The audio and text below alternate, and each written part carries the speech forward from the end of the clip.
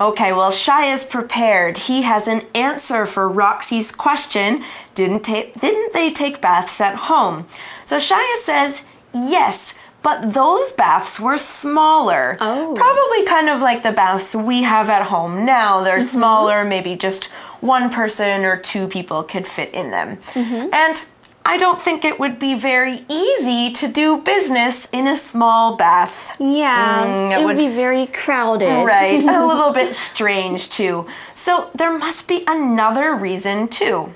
So let's find out, because I think Shia knows a lot about history and about ancient Rome. He says also water was expensive. So maybe they wanted to save money, so instead of taking baths at home, they would go to the public ones. Right. So that makes sense. Let's first figure out what our word power word expensive means. It's spelled E-X-P-E-N-S-I-V-E.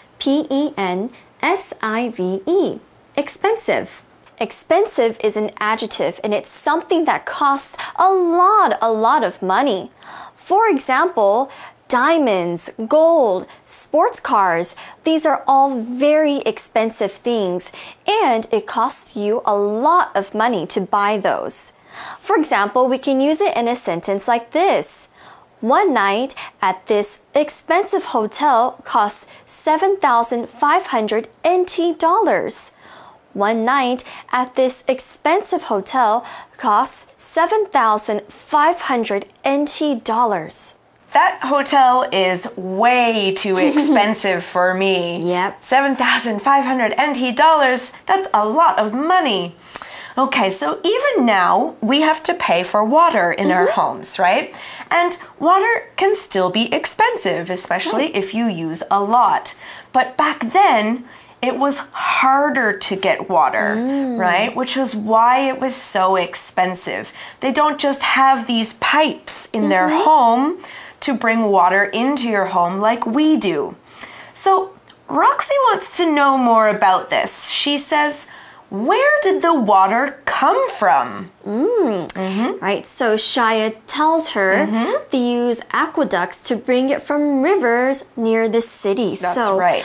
Like we said, it was very difficult to get water because it wasn't as convenient as we get water today. Right. So it was very, very difficult. And they would use aqueducts, which we will learn a little bit later, to bring water from the river closer to the city. Right. But let's first take a look at our word power word, river. It's spelled R-I-V-E-R, river.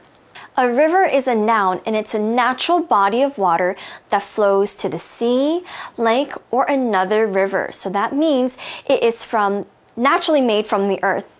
For example, in Taiwan, we have the Damsui River, which starts in the Xindian area in the mountains, and it flows out to the Taiwan Strait. We can use it in a sentence like this. These fish are swimming up the river to lay their eggs. These fish are swimming up the river to lay their eggs. I like spending a nice warm day at the river. What about you? Me too. I actually like going to the swimming pool more. Oh, okay. You can't really swim in the Danshui River, I guess. Yeah, it's too dirty, I think. All right, so the water was cold when it came from the river, so they did something special. Shia tells us, then they used fires to heat the water up. Now, heat up is a phrase here. It means that something becomes warm or hot. So first it's cold and then it changes to warm or hot.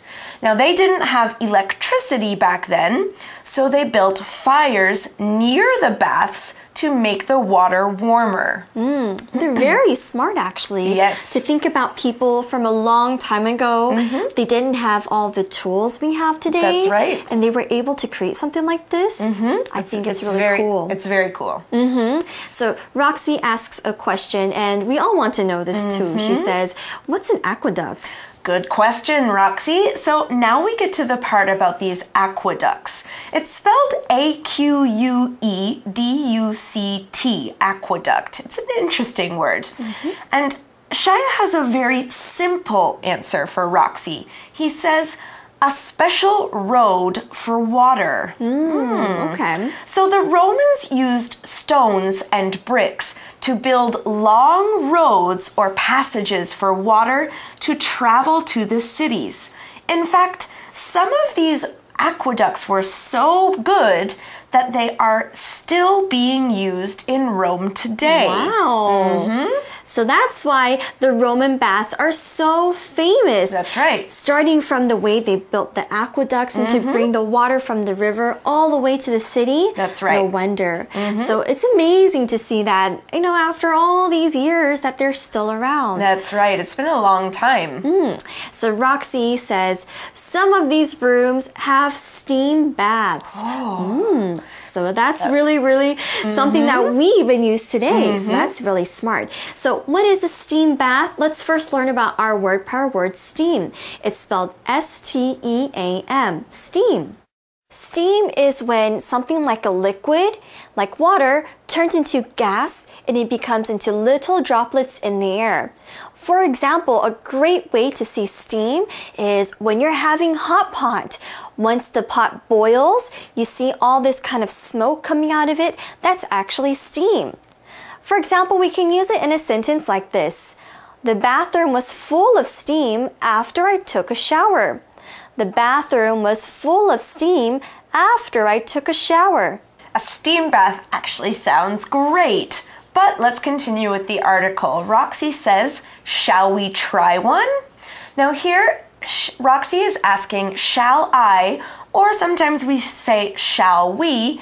And it's a very polite way of asking if you should do something. Now in everyday English, we usually just say should instead of shall. Should I do this? Yes or no? Or should we get some ice cream? Something yes, like we that. should. Yes.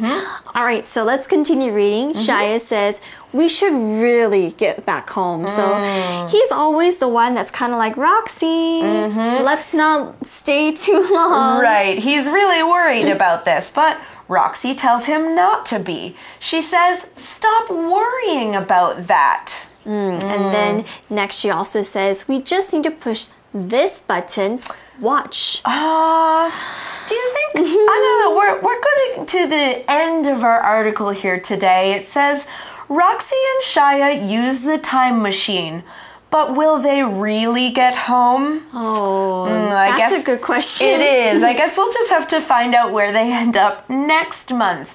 But for today, that's all the time we've got for our article. So let's go to our review time.